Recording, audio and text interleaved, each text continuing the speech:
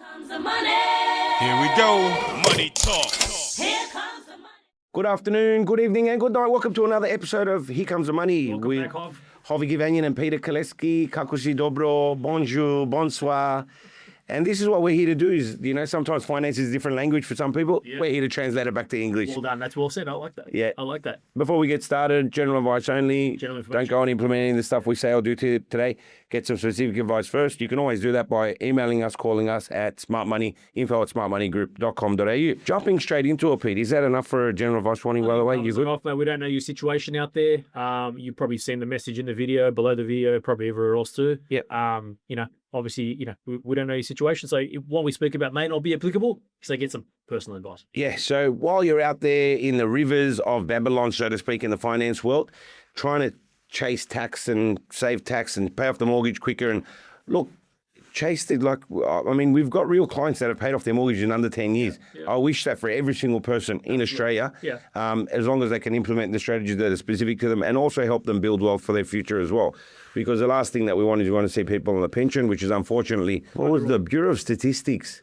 63% of all Australians end up depending on some form of handout in retirement, which is, very, very sad. Well, everything is getting more expensive too. So we're here to change that. We're here to try and avoid that. And one of the biggest things that we want to talk about today is trying to do these things yourself, DIY financial planning. yeah, very dangerous because I think there's a lot of mixed information out there, especially in the internet world. Let's be honest, YouTube and social media and gurus left, right, and center. The reason I say that is because it's what people speak about out there is not always directly applicable to you.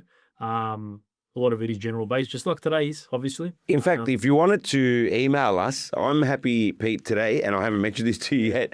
Peter and I have developed our course. And it was remember the course? Yeah. It's 6 hours of content. Yeah. It's quizzes.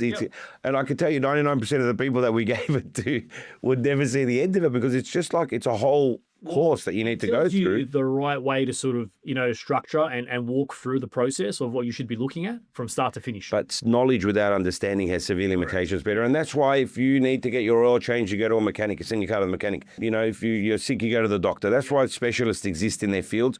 But most specifically, a little big bee in my bonnet is when people want to set up a self-managed super fund. Now, I know that we can talk through the benefits, and I think we have in previous episodes, but it's just trying to save $1. It's not. Yeah, with self-managed super in particular, it is quite a complex area and obviously can be, fraught with danger. So you need to be very, very careful on what you do then and how you put it in place. Now, as we've mentioned in previous episodes, there are obviously a lot of benefits on why people do it. For example, you can obviously build up your assets more through shares or property and leverage, which is obviously quite powerful. You can reduce the amount of tax you pay in your super fund. Rather than paying 15%, you can get that right down to almost zero in a lot of situations if you do it right. Obviously, in the future, those assets in pension phase are capital gains tax free. A key. So we don't care about the politicians and their headlines. Well, it's irrelevant. We're zero anyway. Talk in that situation, assuming they don't change it, but I don't think they will. And obviously, on top of that, your contributions end up reducing the debt if you do take it on. So there are a lot of benefits to it. And it's very powerful, and it's becoming more and more attractive. Especially when you see, the way some other super funds out there perform and the fact that you don't have control in other super funds, which is why the self-managed super area is becoming bigger and bigger and more people are attracted to it. It's enticing. It is. It's definitely enticing. But there are a lot of risks with it if you don't set it up correctly. Yes. So coming back to what I was saying, okay, I've got $350,000 in me and my wife together. We combine it together, okay?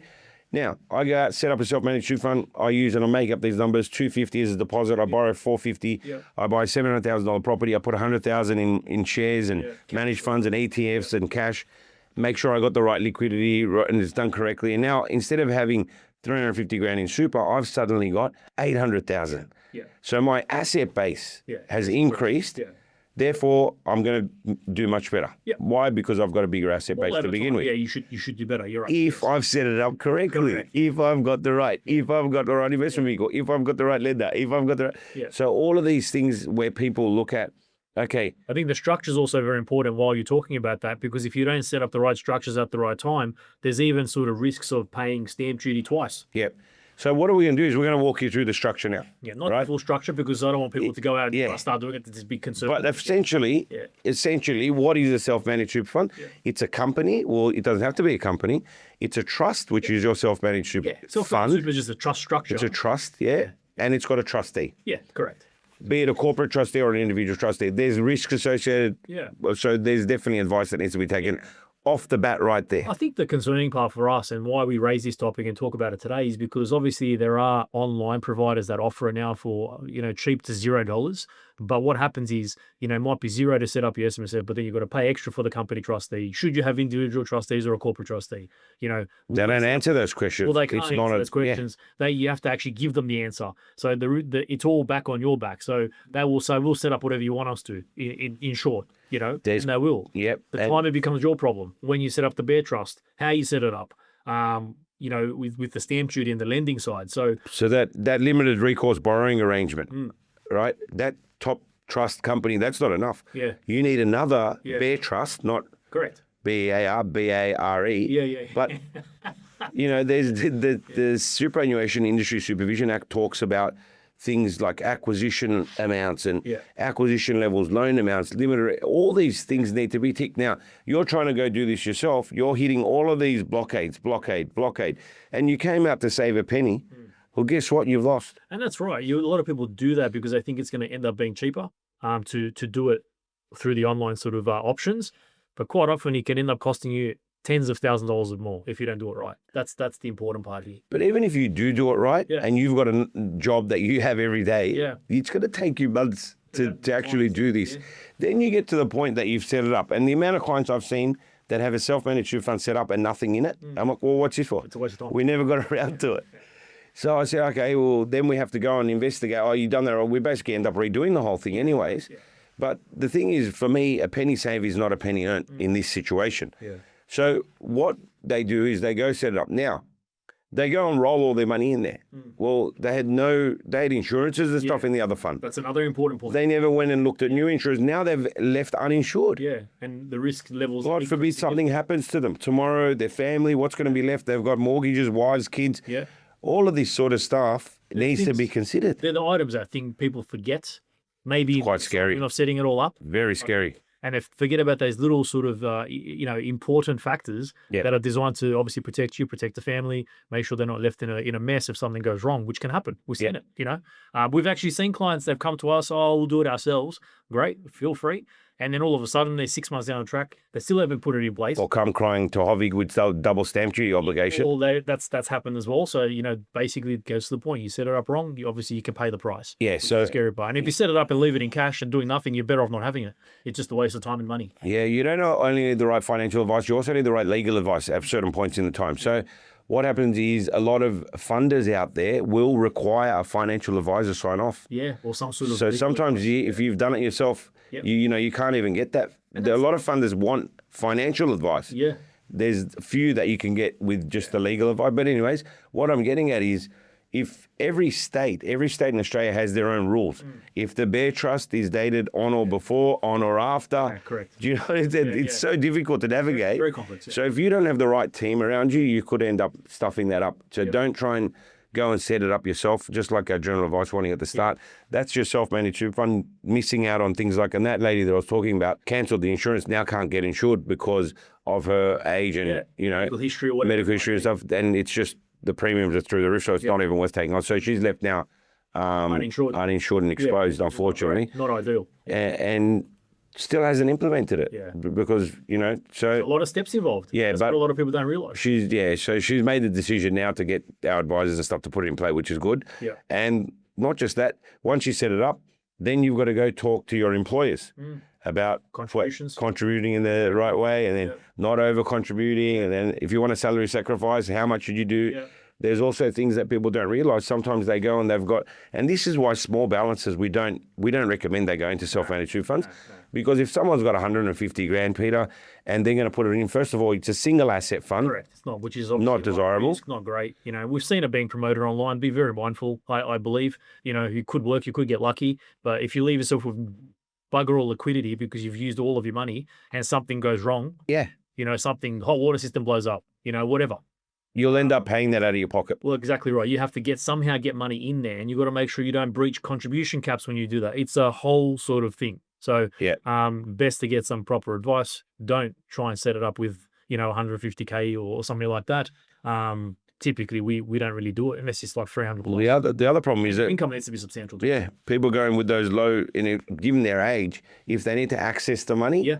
and the rent's not enough, then they're forced to sell the asset. Yeah. And you don't never want to be in a position where you're forced to sell any asset. Exactly. Because I always say time always brings the result. So whatever it is, there's any asset, nothing goes straight up. Everything goes through cycles. Exactly. If you're forced to sell in a downturn, that's when you can lose. But if you can hold, Yeah, you can ride you it know, out. for the proverbial like forever, if you can hold, you're never going to lose, eh?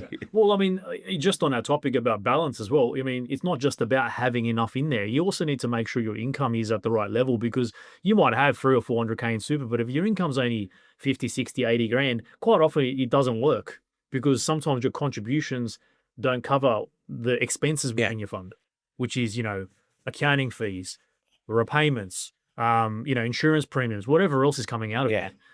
So you need to, it's a fine line. It's not just balance, it's also income.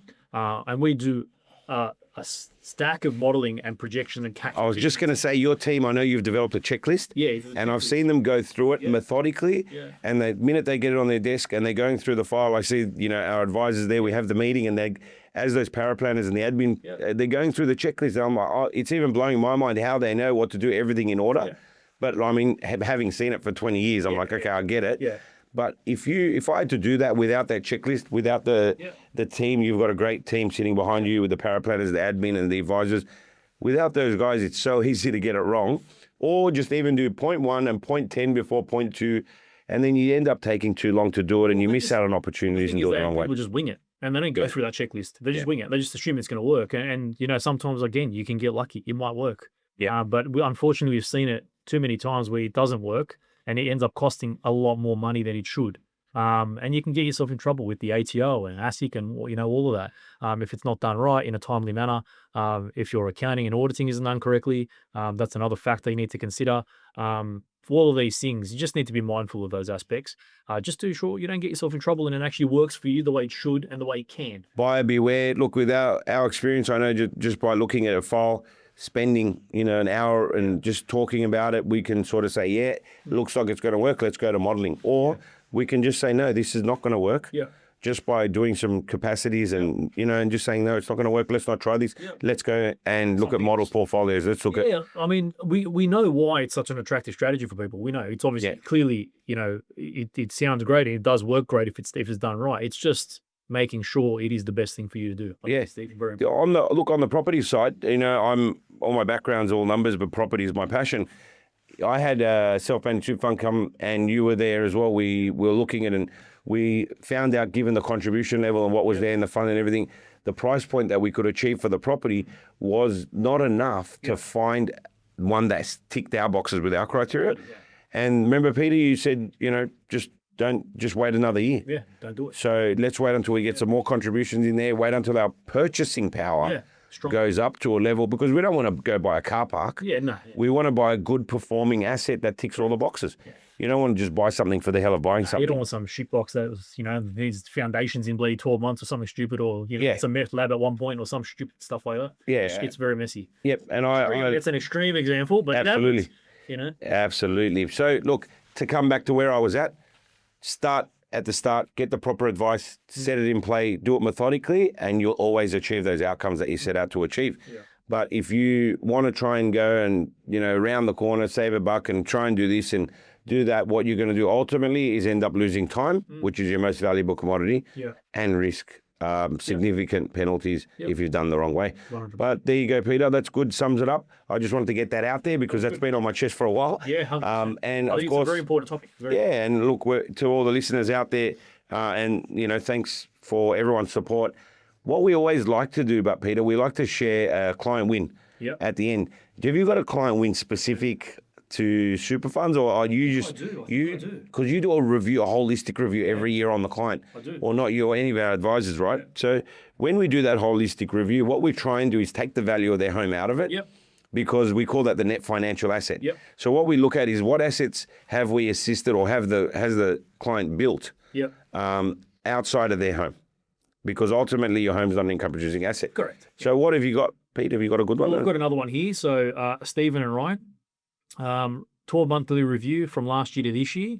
Asset increase, 470 grand. Fantastic. Fantastic. And I know they're building their dream home now as well. Yeah. So we just It's exciting, yeah. we just helped them out with that as well. And it's underway. They're all really nice guys. So Great clients. well done, guys. If you're A listening, lot more, but we'll go through it in separate episodes, Wayne. Right. almost $500,000 in a year. Yeah. And, you can look forward to doing that year on year. Yeah. Just look at a short 5-year period using compound growth, seeing the methods that are in place. It's just about planting the seed and making it grow. We always use traditional investments. We're not sort of, looking for the golden egg or anything like that. Yep. Yes, we are very stringent on our selection and what we invest in, but we stick to the traditional investments of cash, shares, property. Yeah. Well, I could tell you that's exactly what Stephen and I are invested in without going too much detail. Yeah. So that's it, guys. Another episode. Fantastic. Geez, 14 minutes goes fast when you're having fun. It's good. Time flies when you're having fun. Sweet. It's good. Thanks for listening in. Another episode of Here Comes the Money. Thank you, guys. That's See you Peter. I'm Hovig. Thanks.